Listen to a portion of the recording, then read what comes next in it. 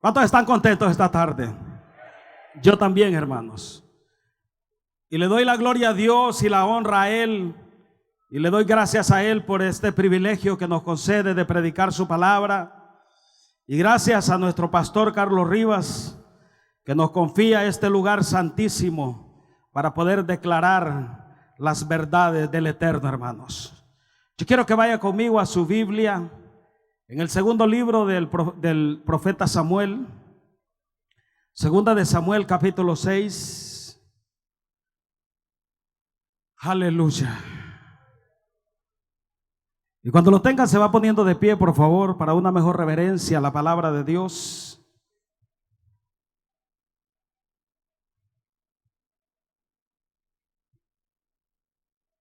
Segunda de Samuel, capítulo 6, vamos a leer versículos 10 y 11. Aleluya. Leemos la palabra de Dios como está escrita, en el nombre del Padre, del Hijo y de su Espíritu Santo. De modo que David no quiso traer para sí el arca de Jehová a la ciudad de David, y la hizo llevar David a la casa de Obed-edom, geteo. Y estuvo el arca de Jehová en casa de Obed-edom, geteo. ¿Cuántos meses? 3 meses. Y bendijo Jehová a Obed-edom y a toda su casa. ¿Cuántos dicen amén a esa palabra? Lea fuerte conmigo nuevamente el versículo 11. Dice el Señor en su palabra: y estuvo el arca de Jehová en casa de Obed-edom, geteo, 3 meses. Y bendijo Jehová a Obed-edom y a toda su casa. Amén. Padre, gracias por el privilegio de predicar tu palabra. Te suplico, Dios mío, que hables a nuestra vida. Yo me humillo delante de tu presencia, Señor, y te suplico que me des palabras reveladas, Señor, de nuevo en el hablar. Habla, Dios, a nuestros corazones, y que esta tarde podamos salir de este lugar bendecidos, llenos de tu gloria. Y te damos gracias, Señor, por tu Hijo Jesús. Amén. Pueden sentarse, hermanitos lindos.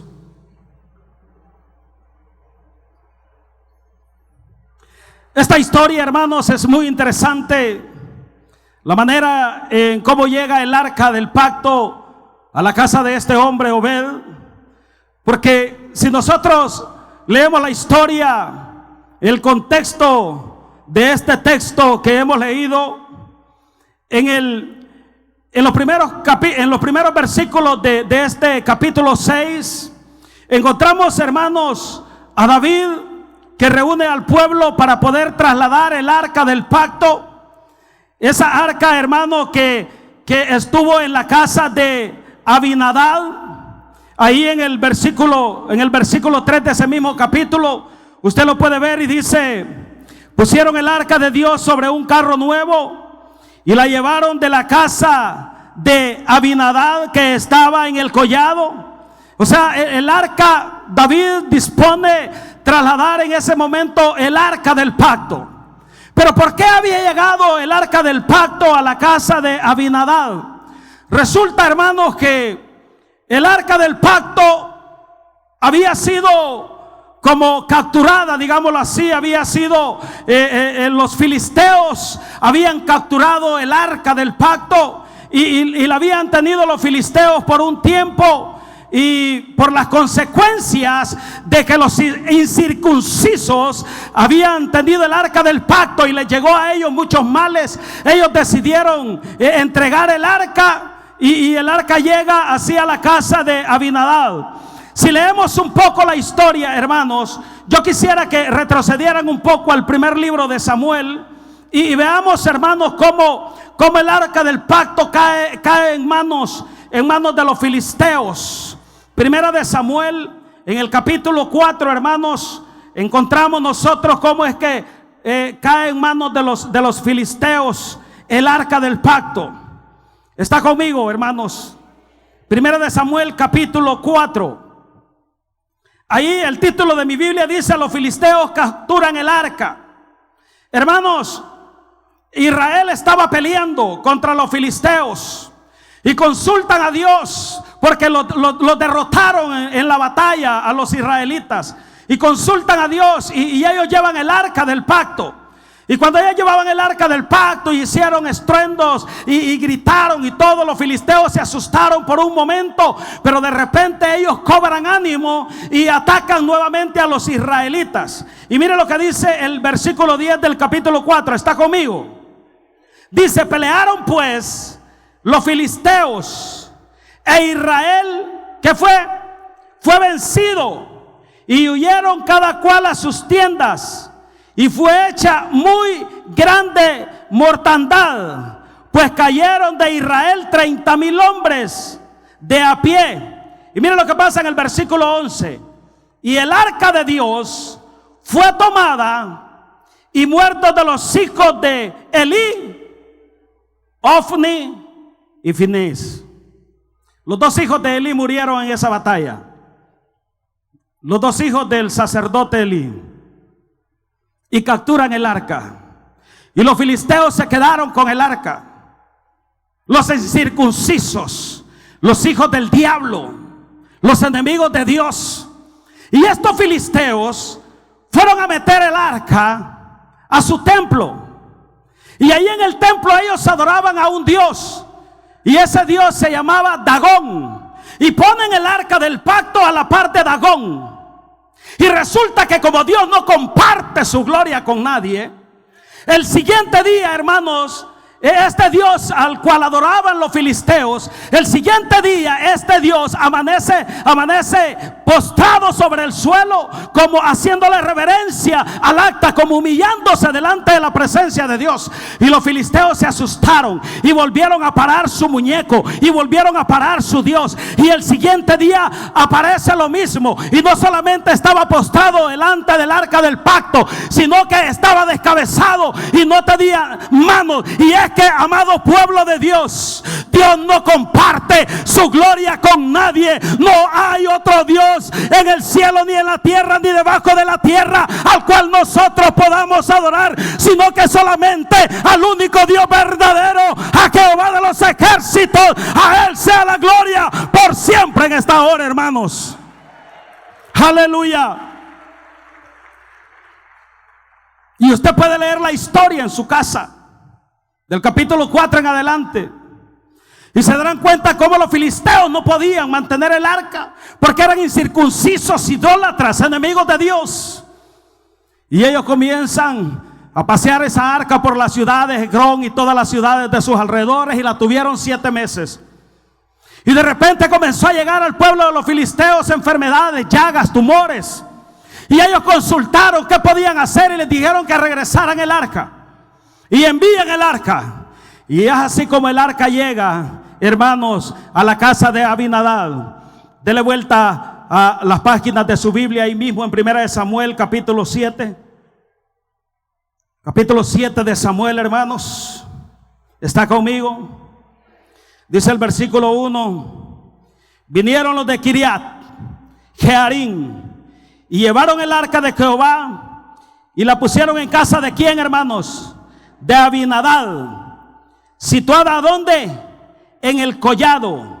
Y santificaron ¿a quién? A Eleazar, su hijo, para que guardase el arca de Jehová. Desde el día que llegó el arca a Kiriat Jearim, pasaron muchos días. ¿Cuántos años, hermanos? ¿Cuántos años? 20 años. Y toda la casa de Israel lamentaba en pos de Jehová. Ahí había quedado el arca después de que la tuvieron los filisteos. El sacerdote Eleazar era el encargado de custodiarla. Y cuando David es ungido como rey, él se entera que el arca del pacto de Jehová estaba en la casa de Abinadab. Y entonces David decide ir a traer el arca del pacto de la casa de Abinadab y trasladarla a su ciudad. Y es ahí, hermanos, como nosotros llegamos a la historia que hemos leído, al pasaje que hemos leído en 2 de Samuel capítulo 6. Es ahí como llegamos. Vaya conmigo de nuevo a 2 de Samuel capítulo 6. ¿Está conmigo? Estamos en el contexto, hermanos, de cómo el arca entonces llega a esta casa de Obed. Y dice el capítulo 6 versículo 1: David volvió a reunir a todos los escogidos de Israel. ¿Cuántos reunió, hermanos? 30,000. Y se levantó David y partió de Baalá de Judá con todo el pueblo que tenía consigo para hacer pasar de ahí el arca de Dios, sobre la cual era invocado el nombre de Jehová de los ejércitos, que mora entre los querubines. Pusieron el arca de Dios sobre un carro nuevo y llevaron de la casa de Abinadab, que estaba ¿dónde? En el collado. Iban trasladando el arca.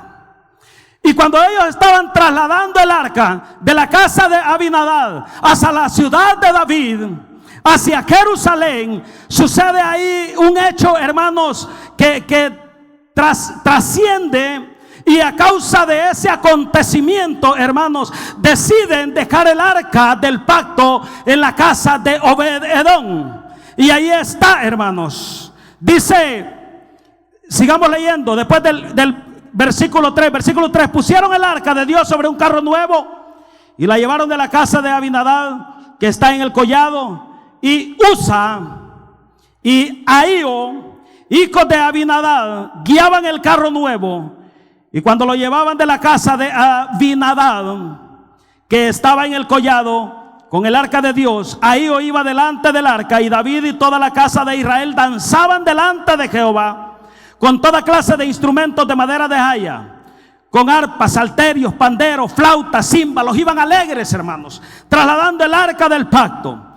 Y cuando llegaron a la era de Nacón, Usa extendió su mano al arca de Dios y la sostuvo, porque los bueyes tropezaban. Y el furor de Jehová se encendió contra Usa, y lo hirió ahí Dios por aquella temeridad, y cayó ahí muerto junto al arca de Dios. Y se entristeció David por haber herido Jehová a Usa, y fue llamado aquel lugar Pérez Usa hasta hoy. Y temiendo David a Jehová aquel día, dijo: ¿cómo ha de venir a mí el arca de Jehová? Y ahí, a partir de ese acontecimiento, deciden, hermanos, dejar el arca del pacto en la casa de Obed-Edom. Versículo 10: de modo que David no quiso traer para sí el arca de Jehová a la ciudad de David, y la hizo llevar David a casa de Obed-Edom Geteo. Y estuvo el arca de Jehová en casa de Obed-Edom Geteo 3 meses, y bendijo Jehová a Obed-Edom y a toda su casa. Esa es la historia resumida de cómo llega el arca del pacto a la casa de Obed-Edom. Hermanos, el arca del pacto en los tiempos bíblicos representaba, hermanos, la presencia de Dios en medio de su pueblo. El arca del pacto, hermanos, era la gloria de Dios representada. A través del arca del pacto, hermanos, Dios le hablaba a su pueblo. Y Obed-Edom fue bendecido, hermanos, por haberle abierto las puertas a la presencia de Dios, y consecuentemente trajo bendición a toda su familia.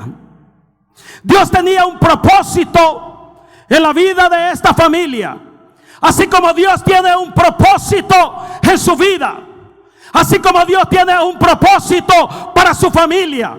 Dios tiene un propósito para nuestros hijos. Dios tiene un plan perfecto para nuestra familia. Dios tiene propósitos de vida para nuestra familia, porque la voluntad de Dios para nuestra vida es buena, es agradable y es perfecta. Yo quiero decirte esta tarde que Dios tiene un propósito para tu familia, que Dios tiene un propósito para tu casa, que Dios tiene un propósito para ti, y el propósito de Dios para ti es bendecirte, porque Dios quiere bendecirte. Su palabra dice: amado, Yo deseo que seas prosperado en todas las cosas y que tengas salud, así como prospera tu alma. El propósito de Dios sobre la vida de Obed-Edom era bendecir su casa, era bendecir su familia. Solo le bastaron 3 meses para bendecir esa familia, para bendecir esa casa. Pero qué tremendo, hermanos. Yo creo, hermanos, que el rey David sabía, hermanos, de las fórmulas para poder bendecir a las familias. El rey David sabía que en el arca misma estaba la presencia de Dios, que la gloria de Dios estaba representada en esa arca. David sabía, hermanos, que esa era una de las maneras de cómo Dios bendice los hogares. David lo sabía, hermanos. David lo sabía. Y hermanos, es que llevar la presencia de Dios a nuestros hogares, tener la presencia de Dios en nuestra casa es lo mejor que nos puede pasar. ¿Cuántos lo creen? Dios bendijo a Obed-Edom y bendijo su familia. Bendijo todo lo que tenía a causa de que Obed-Edom abrió las puertas de su casa para la que presencia de Dios entrara a su casa. A causa de que Obed-Edom había entendido que llevando el arca del pacto a su casa era tener la presencia del Dios Altísimo en su hogar. Y si tenía la presencia de Dios en su casa, él sabía que todas las bendiciones de lo alto iban a ser derramadas sobre su casa. ¿Cuántos creen eso en esta tarde? ¿Cuántos creen que abriendo las casas de las puertas de nuestro hogar es como la bendición de Dios entrará a nuestras casas? Yo lo creo, hermanos, lo creo firmemente, y es por eso que yo anhelo que mi hogar esté lleno de la presencia de Dios. Me imagino yo a Obed-Edom, hermanos, entre los 30,000 que estaban con David, cuando estaban discutiendo qué iban a hacer con el arca, después de que Usa había caído muerto por tocar el arca del pacto cuando no estaba autorizado. ¿Qué vamos a hacer? Y me imagino a Obed-Edom diciendo: si quieren pueden llevar el arca del pacto a mi casa. Humildemente está mi casa. Yo la ofrezco para que la presencia de Dios entre a mi casa. Yo la ofrezco para poder predicar la palabra de Dios. ¿Cuántos aquí hemos ofrecido nuestra casa para que la presencia de Dios entre? ¿Cuántos de aquí han ofrecido su casa para que se predique la palabra de Dios? Levanten sus manos todos aquellos que han abierto las puertas de su casa para que se predique el evangelio, para que se predique la palabra de Dios. Entonces yo quiero decirles que la bendición de Dios está sobre tu casa, que la bendición de Dios es derramada sobre tu hogar. Aleluya. ¿Cuántos lo creen? La iglesia debe de ser ejemplo de eso, hermanos. La iglesia debe de ser el reflejo de lo que está sucediendo en el seno de la familia, lo que está aconteciendo en las familias.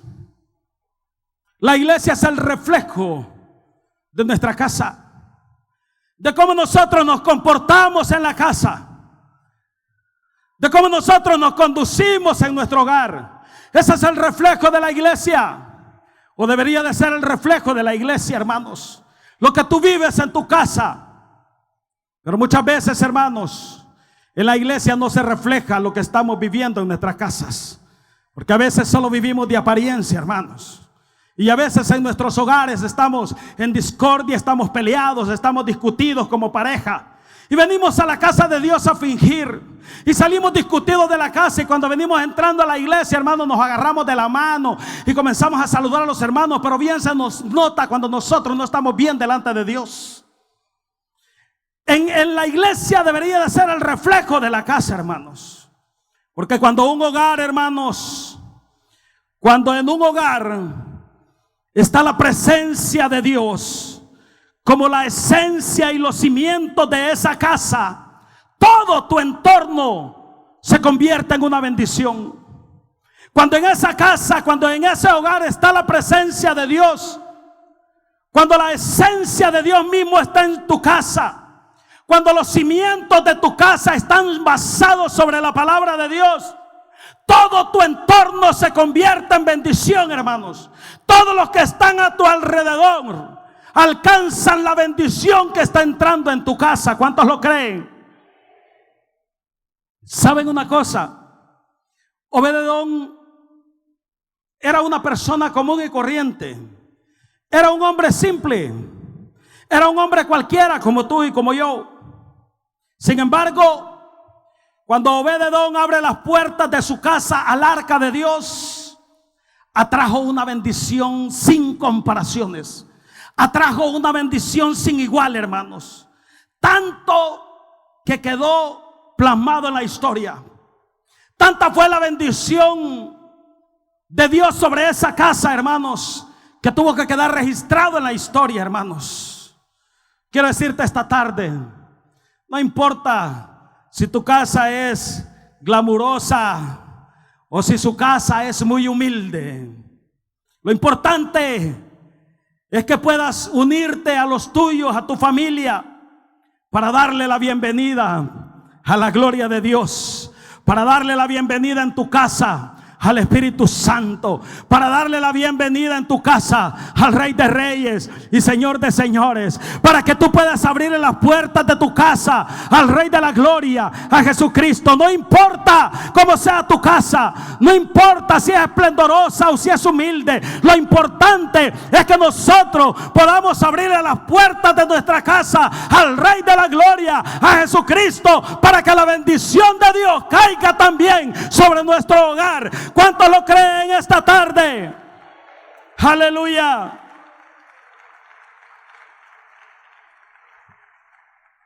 Cuando la gloria de Dios, hermanos, está en nuestra casa, ese pequeño lugar, ese terruño se convierte en un Edén.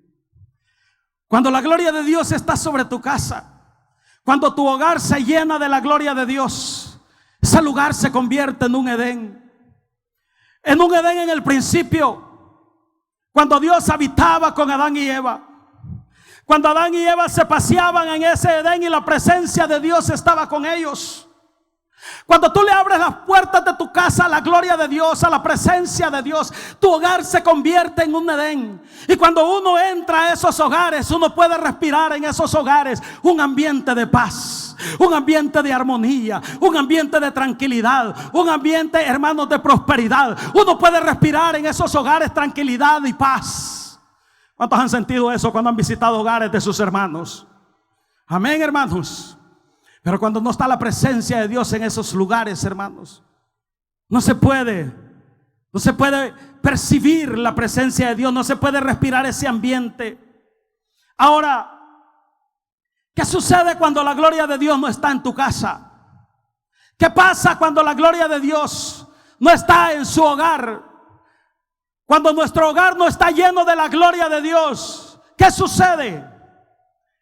Y yo he podido identificar tres cosas cuando la gloria de Dios no está en nuestras casas. Tres cosas he identificado, probablemente hayan más, pero a mi juicio son como tres cosas. Primero, cuando la gloria de Dios no está en nuestra casa, cuando la presencia de Dios no está en nuestro hogar, hermanos, nos conformamos. Nos conformamos a lo mismo. Nos conformamos. Dejamos de ser transformados. Ya no permitimos que el Espíritu Santo nos vaya transformando. Nos conformamos. Miren lo que dice 2 de Corintios. Creo que vaya conmigo rápido. 2 de Corintios.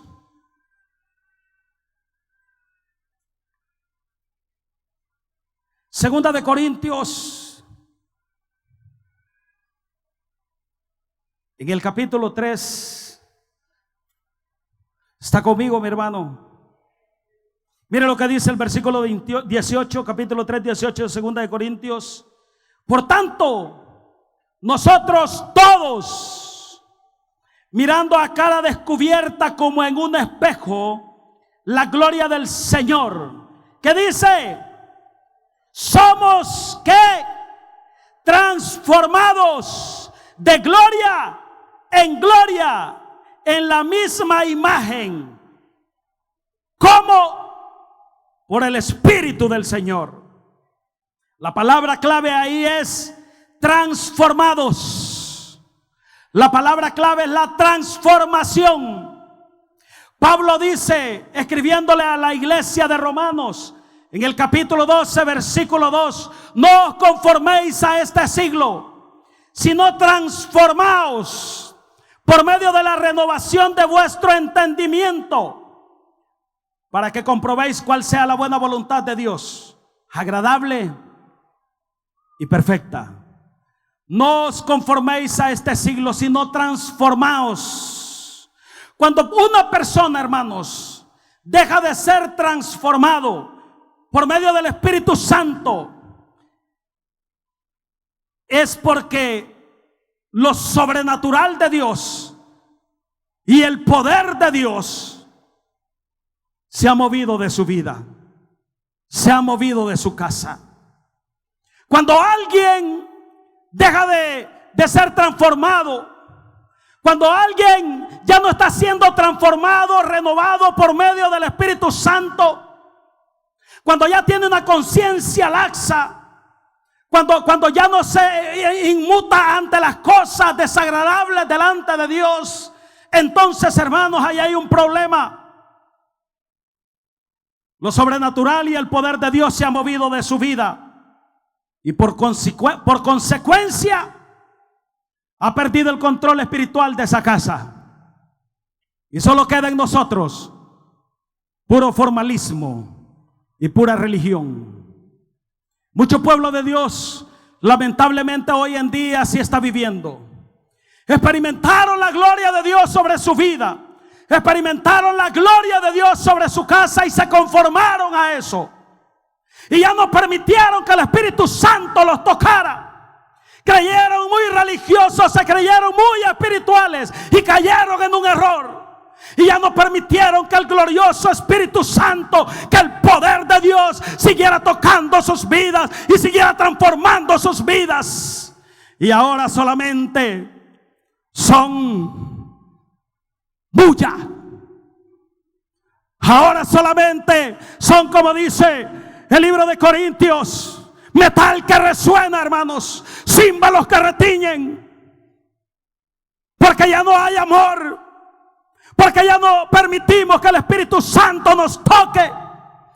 Y nosotros tenemos muchos argumentos, y usted puede tener el argumento que usted quiera, pero si ya no siente la presencia de Dios sobre su vida, si la gloria de Dios ya no cae sobre su vida, entonces usted debe de revisar qué está pasando. ¿Será que venimos a los cultos por puro formalismo? Porque tenemos que llenar una silla, porque aquí nos mencionan como redes, y si no nos ven, entonces creemos, hermanos, que eso no es espiritualidad. O nos hemos convertido en pura religión, hermanos, y ya no sentimos la presencia de Dios sobre nuestras vidas. Entonces, hermanos, hay tres cosas por las cuales la gloria de Dios ya no está en nuestra vida o en nuestra casa. Y lo primero es que nos hemos conformado y ya no permitimos que el Espíritu Santo siga transformándonos, y ya no permitimos que el Espíritu Santo nos siga tocando. Porque cuando ya no hay transformación y cuando ya no hay renovación en nuestras vidas, entonces, hermanos, las personas se estancan, y el estancamiento es peligroso, porque todo lo que se estanca se pudre. Todo lo que se estanca al final hiede. ¿Cuántos están estancados, hermanos? ¿Cuántos dejaron de crecer? Porque hemos dejado de experimentar la gloria de Dios. Esa gloria primera, hermanos. Pero vive Jehová, hermanos, que yo siento, estoy sintiendo un nuevo mover del Espíritu Santo en esta casa. Y de repente, como sucedió en el día de Pentecostés, de repente descenderá del cielo el poder de Dios, el Espíritu de Dios, y llenará esta casa, hermanos, y volveremos a experimentar esa gloria de Dios sobre nuestras vidas, sobre esta casa. ¿Cuántos lo creen? Si usted lo cree, dele fuerte palmas al que vive y reina. Yo lo creo. Segundo, por lo cual es probable que la gloria de Dios ya no está en nuestra casa? La pérdida del dominio de la fe. Cuando ya no hay fe, cuando creemos que ya no puede suceder nada, cuando creemos que todo se acabó. La pérdida de la fe, hermanos. La pérdida de fe puede hacer que la gloria de Dios se aleje. Cuando en una casa ya no hay fe, entonces el motor generador de la vida cristiana, cuando el motor generador de la vida ya no es la fe, entonces, hermanos, comienza a prevalecer la razón. Y ya no nos movemos por la fe, sino por la razón. Y ya no agarramos las cosas con los ojos de la fe, sino que comenzamos a razonar. Y comenzamos a tener un razonamiento lógico. Y comenzamos a quererle darle explicación lógica a todo lo que sucede. Y es allí, es peligroso, hermanos, porque nosotros podemos encontrarnos blasfemando en contra del Espíritu Santo. ¿Quién eres tú y quién soy yo para poder discutir qué es lo que el Espíritu Santo va a hacer? Él es libre de hacer lo que quiera, como quiera, donde quiera con todos nosotros. Si hay un mover de Dios en esta casa, será para darle la gloria y la honra a Él. Pero usted y yo tenemos que tener fe, hermanos, que sobre esta casa volverá a caer la gloria de Dios, hermanos. Aleluya. No tenemos que movernos por medio de la razón, sino por medio de la fe. Porque la fe es ver las cosas que no son como si fueran. La fe, hermanos, es la fe. ¿Y quién es la fe? Jesús es la fe. Él es la fe. Tenemos que tener fe, hermanos, que las cosas van a ser diferentes. Tal vez no en nuestra vida, pero sí en la vida venidera. En la vida que está pronto por experimentarse cuando Cristo venga por su iglesia, hermanos. Amén. Entonces lo primero, hermanos, que puede suceder por lo cual la gloria de Dios se aparte es que nos hemos conformado. Segundo, es la falta de fe. Y tercero, cuando hay ausencia de amor en nuestra vida. Cuando ya no hay amor. Cuando hacemos las cosas por obligación. Cuando hacemos las cosas porque nos dicen que los tenemos que hacer. Cuando hacemos las cosas obligadas y cuando ya no hay amor en nuestras vidas, la gloria de Dios se aparta. Cuando en la casa Dios no reina, entonces abunda todo lo contrario a Dios. Cuando en su casa no es Dios quien gobierna, no es la gloria de Dios la que está ahí, no es la presencia de Dios la que está en su casa, entonces todo abunda, menos la presencia de Dios. Y si Dios no está en su casa, no hay amor, porque Dios es amor. En esencia Dios es amor, hermanos. Amén. Todo lo contrario a Dios llega a esa casa. Llega la escasez, llegan los afanes, los engaños, llegan las mentiras, llega la rebeldía. Cuando la gloria de Dios no está en nuestras casas. Eso es lo que puede suceder cuando la gloria de Dios... O son tres razones por las cuales la gloria de Dios se aparta. El conformarnos, la falta de fe y la falta de amor. Para ir concluyendo, hermanos, quisiera que la banda suba, por favor. ¿Qué debemos de hacer, hermanos, para que la gloria de Dios llene nuestro hogar? ¿Qué debemos de hacer? Primero, hermanos, muy honestamente, debemos de reconocer que necesitamos en nuestra vida, en nuestra casa, en nuestra familia, la presencia de Dios. ¿Cuántos anhelan la presencia de Dios sobre su vida? ¿Cuántos anhelan la presencia de Dios sobre su casa, sobre su familia? Yo la anhelo, hermanos. Eso es lo primero. Reconocer que necesitamos de esa gloria. Reconocer que necesitamos ser bendecidos por Dios. En el Antiguo Testamento, la gloria de Dios era representada en el arca del pacto. Y ahí en el arca del pacto estaban las tablas, el maná, la vara de Aarón. Y cuando el pueblo de Israel trasladaba el arca del pacto, ahí iba la presencia de Dios. Son signos, eran símbolos de la presencia de Dios. Así como la nube que acompañaba a Israel de día y de noche era una columna de fuego. Eran signos, eran símbolos de la presencia de Dios. El pueblo de Israel lo sabía. Y el pueblo de Israel consultaba a Jehová cuando iban a ir a la guerra, y Dios les hablaba y Dios les decía que fueran o no fueran. Iban cargando el arca del pacto, porque era la presencia de Dios mismo. El pueblo de Israel lo sabía. Moisés experimentó la gloria de Dios en el monte Sinaí, cuando estaba la zarza ardiendo. Jacob experimentó la gloria de Dios cuando estaban los cielos abiertos, cuando iba huyendo de su hermano Esaú, camino donde a su tío Labán, que se convirtió en su suegro. Y a medio camino Jacob se duerme, y en un sueño, en una visión, ve que había una escalera que estaba de los cielos hacia la tierra. Lo que Jacob estaba viendo era la gloria de Dios. Daniel en el foso de los leones experimentó la gloria de Dios representada en el Hijo de Dios. Ahí él vio la gloria de Dios. Así era en el antiguo pacto. Pero hoy, en el nuevo pacto, hoy para nosotros, la gloria de Dios está representada por el unigénito Hijo de Dios, por Jesucristo, el Dios de la gloria, el Rey de reyes y Señor de señores. Por medio del Hijo de Dios ha sido manifestada la gloria de Dios a los hombres. Por eso Juan, déselo fuerte, él se lo merece. Por eso Juan dijo: he ahí el Cordero de Dios que quita el pecado del mundo. Por eso hoy la gloria de Dios la podemos experimentar por medio de su palabra, por medio de los altares familiares. Podemos experimentar la gloria de Dios por medio de su Hijo. Cristo es la sustancia de la gloria del Padre.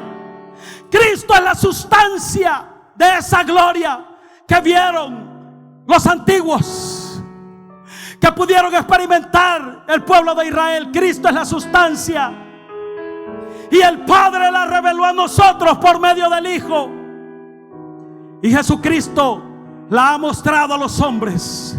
Jesucristo la mostró.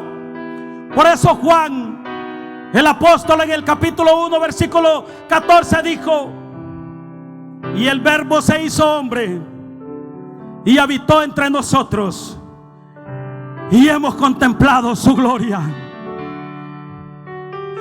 El pueblo de Israel experimentaba la gloria de Dios en el arca, en la nube, en el fuego, que eran símbolos, que eran signos. Ahora nosotros podemos experimentarla a través de nuestro Señor Jesucristo.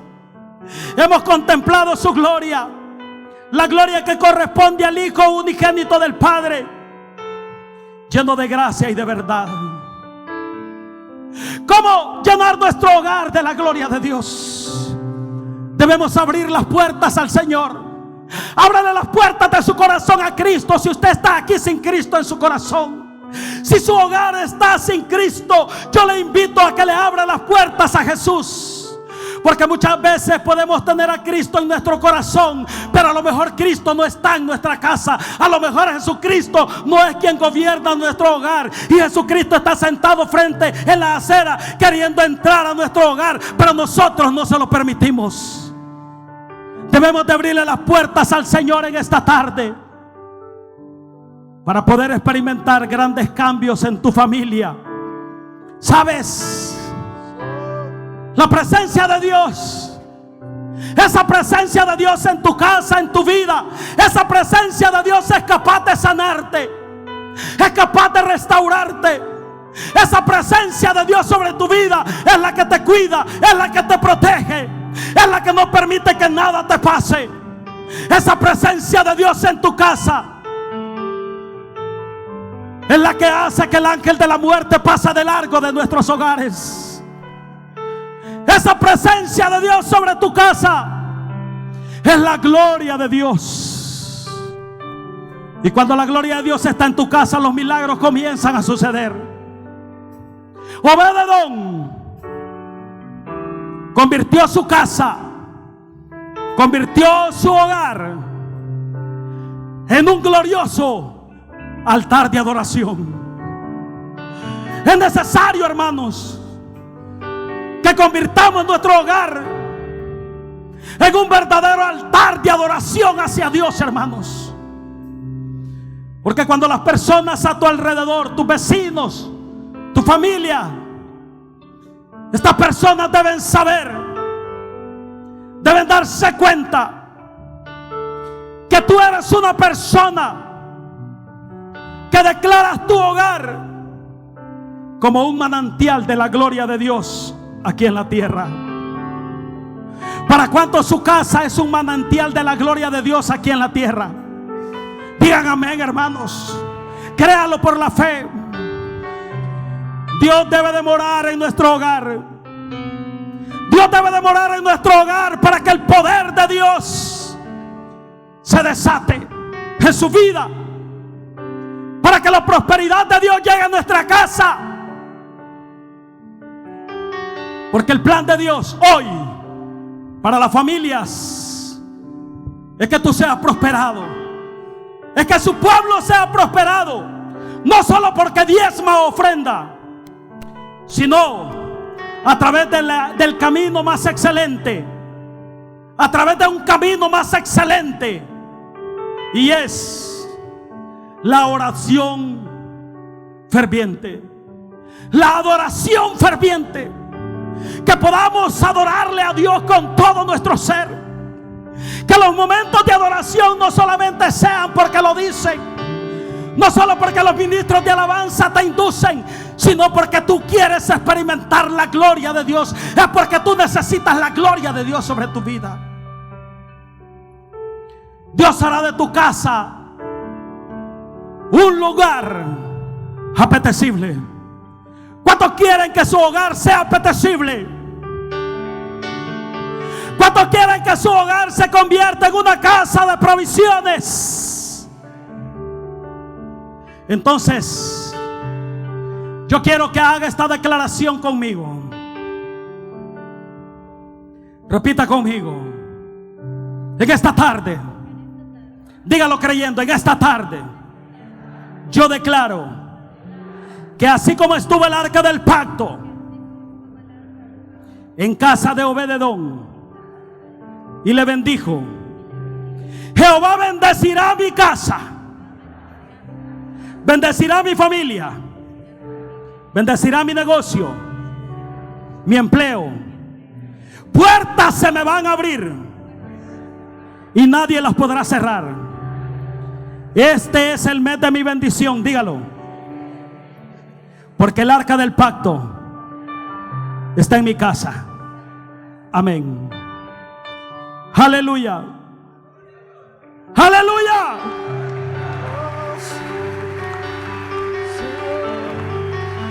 En 3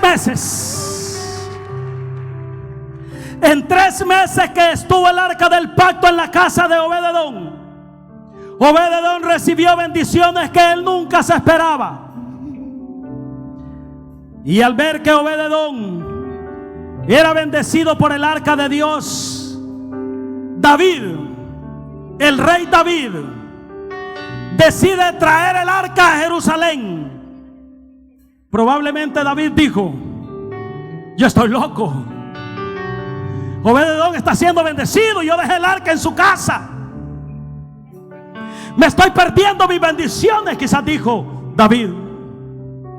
Yo también quiero ser bendecido.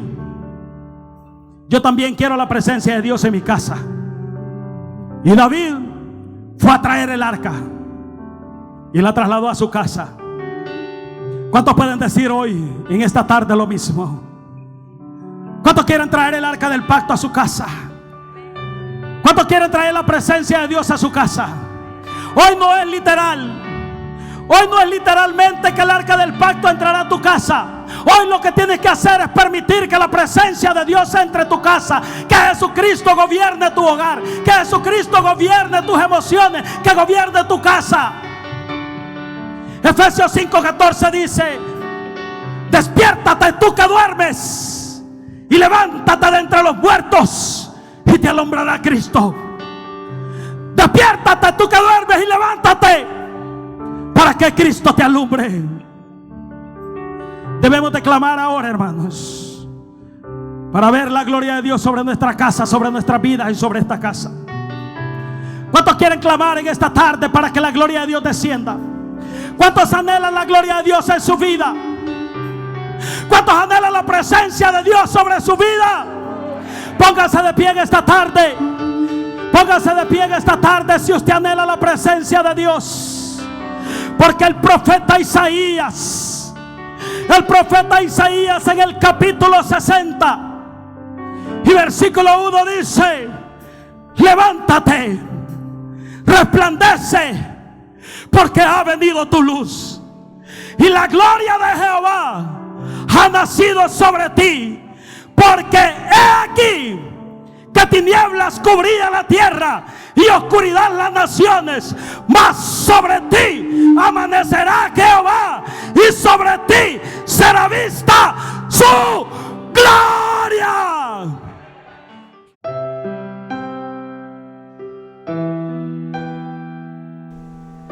Hoy es el momento de hacer un alto y colocar los ojos al cielo. Hoy te invito a que entregues tu vida a Jesucristo. Él te ayudará a marcar la diferencia, pero ante todo a vivir la eternidad con Él. Repite esta oración conmigo. Señor Jesús, te pido que entres en mi vida y cambia todo lo que he sido. Hazme una persona nueva y diferente. Perdona todos mis pecados. Confieso que tú eres mi Señor. Escribe mi nombre en el libro de la vida. Gracias, Señor.